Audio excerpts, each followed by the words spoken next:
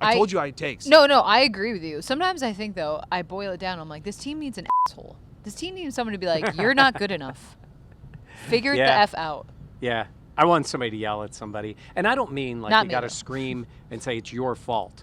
But I do want to see a dog ramped up a little bit. Yeah. And I don't know who that is.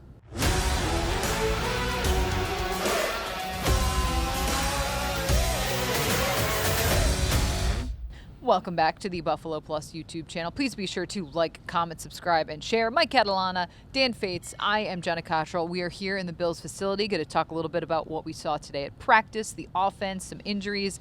But Mike, before we get into that, we have the Buffalo Plus store continuing on tomorrow. Yeah, we moved to the west side. A lot of people have been saying you've been in the city, you've been in the east side, you've been in Buffalo. How about the west side of Rochester? We listen. How about it? We are in Gates. We are looking forward to it. McGregor's, awesome place, great food, beers, the whole thing, Bud Lights that you'll have there. We will be there Thursday, whenever you're watching this, Thursday, 5 to 7, live podcast 7 to 8, and you can always watch the podcast here on the YouTube channel. Yes, the 13th, in case, I don't know. It'll be a little bit of a venting session as well for everybody, so want to make sure that you comment in as well. Yeah, shout out Bud Light. We're very excited to do that. All right, but we were here today at practice inside the facility. In the building. And Dan, we were talking about it. I feel like you got a lot of takes that are gurgling under the surface. Gurgling? Yes. Yeah.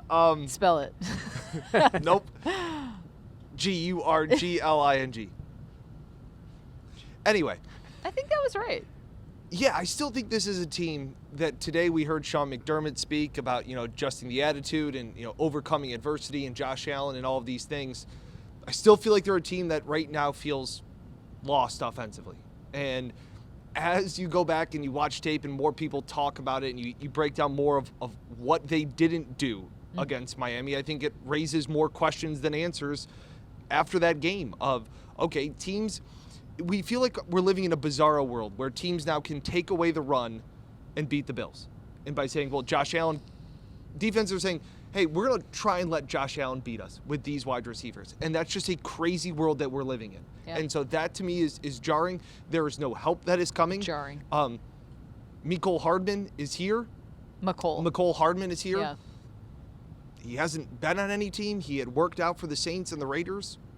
I have little expectations, just like I did with Elijah Moore and Curtis Samuel. They all do a lot of the same things. Now, can Hardman be a return guy? I think that he could absolutely improve the special teams aspect with speed. Sean McDermott said he's excited about it.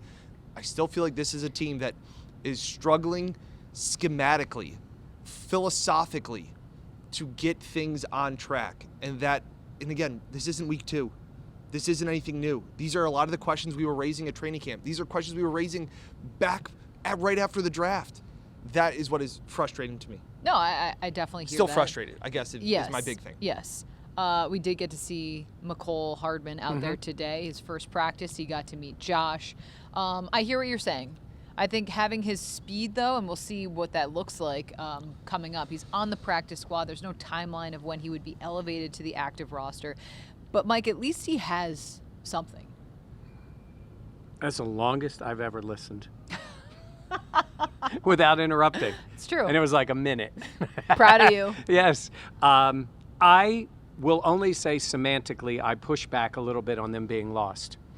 I think, I don't want to say it too loud, I'm in the building. I think they're a bit of a one-trick pony right now. Yeah. We just saw them a little more than a week ago against the Chiefs play the way they need to play, and it was good. They ran the ball. They got the lead. The defense gave them good play, especially in the first half. They were able to move the ball around, made a few plays. They win the game.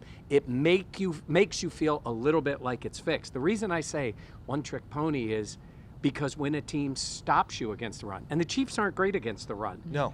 The Bucs are good against the run. But the Patriots are good against the run. What I was going to say is when a team does that to you, they don't have the counterpunch of the passing game. That's why I say, it's not like if you play another team that plays you the way the Chiefs did, I think their offense will move the ball a little bit.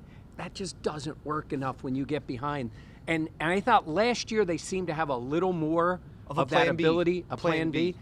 Right now, and it's personnel-wise, it's scheme-wise, it's everything-wise, they don't have that other level offensively. Showed it in the fourth quarter against the Ravens when they just said, hell with it, we're going to just go nuts. But they haven't really shown it. And I think this is why a couple years ago when the Bills were this light the world on fire passing offense, we had always talked about how they need to develop a run game because you need to be two-dimensional in the NFL to win games. Now it feels like the complete flip-flop of that, but it just goes on to prove that it's so important to have that counterpunch because in the NFL you need to be multiple. Not for long. Like, that is what the Bills did last year, and they made it work because Josh was incredibly efficient. Mm-hmm. But I went back and looked. We did a podcast or an emergency pod right after Brandon Beane ripped Jeremy and Joe on WGR 550, and we kind of said, like, you can't rest on what you did in the past. Like, there has to be adjustments and wrinkles, and the Bills' one wrinkle that had been successful or has still been successful is the 13 personnel, is putting the bigger tight ends and the fullback in. Well, you need to have something off of that, and that's what they're struggling. They matched up actually well against the Chiefs and what the Chiefs tried to do defensively. They matched up well. But when teams who, in theory, you think don't match up well, like the Dolphins, who don't stop the run, the Dolphins, though, sold out. They sold out on stopping the run, and then you weren't able to pivot off of that. That's in-game adjustments, that's philosophy, that's game management, that's all of those things. That's where I have the big fear. We were talking about it on our flight back, like the fact that the Los Angeles Rams, they run 13 personnel a lot, very efficiently. They're really good at it. They also have Puka Nacua. They also have a good running back. They also have Matt Stafford. Devontae Adams. Yeah. Like, they have plenty of cards they can pull out from up their sleeve and go, hey, look, we got this one out for you. We got that for you. The Bills, to Mike's point, do feel like that one-trick pony. It's actually, I like the way that you phrase that. Yeah. I know it's hard to hear because you're like, wow. Because it's Josh freaking Allen. I know. And this is where I look at it and say, you don't run the ball because you can't throw it, right? You know what I mean? Like, it's like, hey, you should be able to run the ball. We'd always say that. You got to be able to run the ball. That's great. But that's because you passed it so well, you need something else to complement it. Yeah. Right now, it's not there. Can they get some of it back? I guess it's going to have to come. It's going to have to come from scheme. We talk about Nicole Hardman. You have Gabe Davis. Like, that's the additions you're making now, guys who weren't on other rosters. So it's not like the trade deadline came and went, and like we have mentioned, you know what they thought about the roster currently because they were out trying to trade for a number one wide receiver. So it happened late. How about that? Yes. I was shocked that got out there. Well, we talked about it. Who wanted it out there? I mean, obviously it would be Beane. It could also be Miami saying, we're keeping our number one guy. It doesn't matter what was asked for us. We're going to build around Jalen Waddle. Yeah. Look at us. We turned down a first-round pick for him. And maybe Beane didn't want that out there. There's two sides. Yeah. And there's three sides to every story, and each of them have their own side. But you're trying to figure out why that got out. But I just felt like it was. I shouldn't say Beane wanted it out there, but also no. I think there is a thing about him maybe wanting it out there that he was willing to do that. Yeah. And that's why I said the other part. But regardless of that, that was what the thought was up to the deadline. It did not happen. Yeah. So the Bucs don't care about that. Yeah. No. Nobody else cares about that. Whoever you play, you've just got to be better in the passing game. And so, Mike, to your point, I asked Josh Allen today, who has said, I talked to him, no big deal. I asked him, over there. Yeah, I asked him the thought of, he has said in the past, when they've gone through lulls, when Josh has struggled, and we've asked him, like, how do you get through these slumps and things like that? I loved his quote that he had back, I think it was like 2019 or 2020, and he said, shoot or shoot. Like, I'm going to keep shooting. And I thought, like, okay, so Josh, you've been in this slump. You've said you got to keep shooting, but how do you also not force it? And I thought was really, he started out by saying the fact of, hey, you know, you trust your play call, you trust the scheme, you trust your teammates, all of those things. But then he goes, I trust what I've done in the past. We've been in worse situations than this and gotten through it. I thought that was a really adult answer. I liked that answer from him of saying, hey, we've struggled before and figured it out. And the reference was back to a few years ago when they went to Tampa Bay, lost to Brady and the Bucs in overtime, but I think they fell to 6-6 at that point, but they found something. At halftime of that game, it just changed. They lost in overtime. Yeah. Yep. But you're kind of saying there going, okay, a little perspective of they have struggled in passing games in the past. That was with Joe Brady. That was like right after they made the decision to fire Dorsey. Mm-hmm. And so you hope, but we all know my thoughts on hoping and results. No, I do think it's important because this team has pulled themselves out of slumps before. And I think that's why there's the confidence that this team will turn it around. But we've always talked about how for this team, the success, while the regular season is important, it's always about that playoff success. And that is where this team has failed. So I have confidence that this team can turn things around. I genuinely do. But in those biggest moments, I still think that the flaws on this roster will overcome this team and they won't be able to get to that next step. How big is your confidence? Scale of 1 to 10. 10 being 10, super what are we confident talking about? that you said they're confident they can turn this offense around. My confidence in them being able to turn it around? You said you're confident. I would say I'm probably at a 7. Because I do think that this team has shown a history of being able to push in their chips and figure it out. Yeah. And I'm confident that they can make the offense better. They'll try to figure things out to be better. I want a number.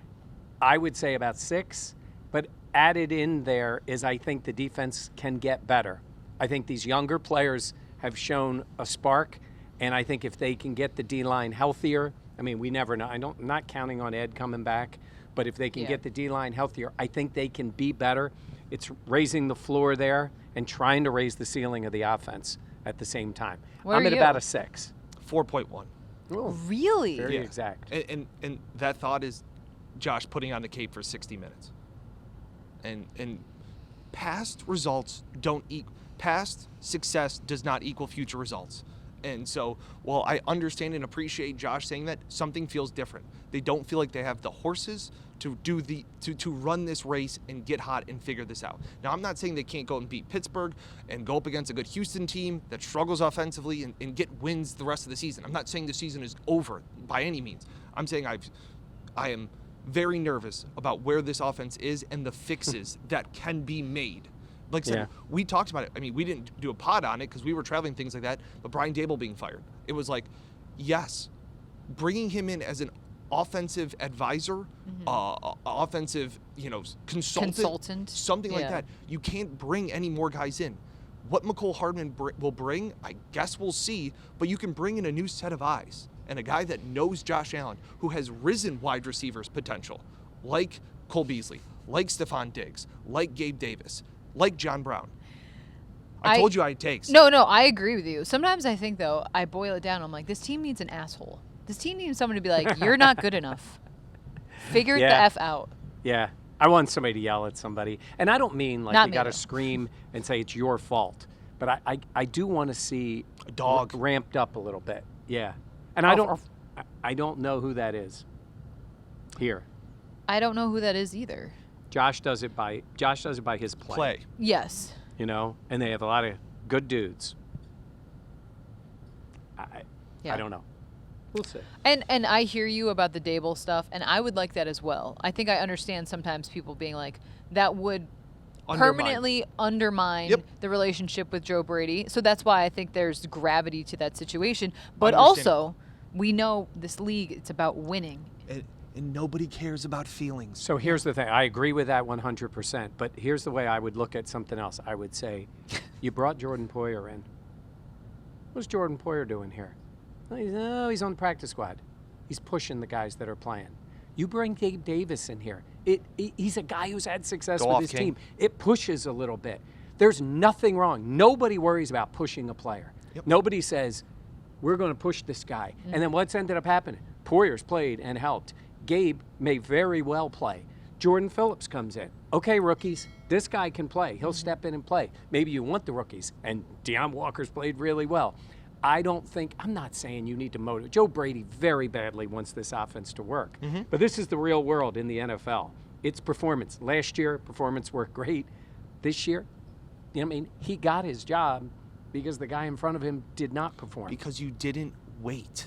The NFL does not wait. Yeah. Now, in fairness to Brady, he had major success last year in terms of taking a roster that did not have Stephon Diggs, getting a lot out of them, and getting to the AFC Championship game. But that's where I get so frustrated because the narrative last year was that Josh did more with less. Yes, that's why he won the MVP. So why would you go into this season being like, less is good enough? If only we would have talked about them adding skill position players. And I got to say something. We took a lot of shit. People were mean in the comments, which is fine. You can say whatever you want about us. I'm used to it. I have normal sized feet, but I think sometimes people talk, oh, it's so negative, it's so negative. But we've covered this team for over a decade. Mike's covered it even longer than that, obviously. And there's reasons why we had the concerns we had in April. The best wide receiver in that AFC Championship game was Mac Hollins, and you let him walk. For the Bills. Raise your hand right now if you would take Mac Hollins back in a heartbeat right now. Right? I mean, because right now, when it's at this point, it's desperation So again, mode. this is the therapy session that Yeah. this was. And we haven't all collecting- talked together correct, in a so while. This is our collecting of our yeah, thoughts, and yeah. we'll get to practice in a second. But yeah, like that goes back to this where it's like, and I went back and again, it's called Brandon Bean Blast Wide Receiver Critics is one that we put up April 28th, and then we did a State of the Bills offense in May. Like we talked about these things, and addressed them, and the level of Brandon Bean saying we scored 30 points last year. Why do you think that we'll take a step back? Like, because you can't just roll the football out and score 30 points again. Like, that to me was a little bit of a miscalculation, and they're paying for it right now. Other teams Because adjust. Other they teams, adjust. they get paid too. Yeah, They the study coaches film. get paid. Yeah. And so that's where I said that's where my big thing was with Dable was the fact of, hey, listen, you're not going to bring any players that are going to impact this roster to a major degree, but you can bring in a fresh set of eyes, somebody that knows Josh Allen, somebody that can look at this scheme and just say, hey, what about this? Fresh ideas is what I think this offense needs, because Some freshness, they're really good with their plan A, but everybody's got to play until Mike Tyson punches you in the mouth. Yeah. And then what do you do? So we also have to be fair in this case too. Like, they say what they say, but we have no idea what Brian Dable specifically wants to do 100%. in November of this year. Yeah. correct. The man wants to coach. I think the man would really like to coach in Buffalo again. So all these people who think he wouldn't want to come back here, I think he absolutely would want to come back here, provided it works the way he wants it to work. I Yeah. had somebody reply to one of my tweets and said that, did you forget that Brian Dable was fired by the Bills? No, he wasn't. So that's where. Yeah. Don't let facts get in front of your feelings. He had a perfect game against the Patriots, and then the incredible 13-second game. He went out on those two. I mean, I Yeah. do think it's important. There were moments of fans being very frustrated with Brian Dable. Mm-hmm. I think sometimes we can be a little hindsight, but that being said, I still stand 10 toes down with, I think, having a fresh look at this offense And it's with a guy that knows Josh so well That's it. would be impactful. Great That's my- respect. I'm not saying he doesn't And it's respect happened Joe. before. Robert Saleh was fired 2 weeks later. He was a defensive consultant with the Green Bay Packers. It happens. Yeah. So don't say, oh, like, they would never do it. It's Yeah. It's obviously up to Dable. It's up to what's going on inside this building. But Okay, let's talk a little injuries. I need a cigarette. I was going to say, So do we say it? Josh Palmer? Josh back Palmer practicing returned to full. We'll practice. see if he plays. Khalil Shakir, ribs and ankle is what they list on the injury report. oh, I didn't realize and ankle. It's listed on there for today. Okay. Red jersey, non-contact. Ribs is tough to play with injured ribs. We'll see.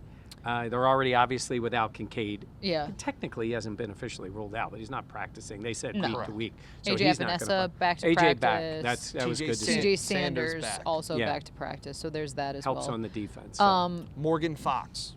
Added to the Bills, yes, They have practice his squad. out. They are turning over every stone. Which, you know what? They should. That's what you do in this moment. Yep. No one's coming in. Trade deadline's come and gone. So this is what you need to do. And so they are Taryn doing limited, it. Benford limited. Yeah. But again, I thought Taryn looked pretty good. Yeah, yeah. Yeah. Okay. from what we could see. From what the limited, this 7 minutes of practice we get to watch. Okay. So we'll have plenty more takes tomorrow. Oh, yeah. Come out. You'll have fun. A lot of you have already been there. Come out. We have a lot of fun. And the meet and greet time, and then we Yeah. get rolling with the podcast. Gates, McGregor's. McCole Hardman had a funny comment about that he was left out about Josh Allen and his handshakes. That's up on our YouTube shorts. Yeah. It's on my Twitter account. It'll be on Instagram. It'll be on Content. Yes. TikTok. Content, man.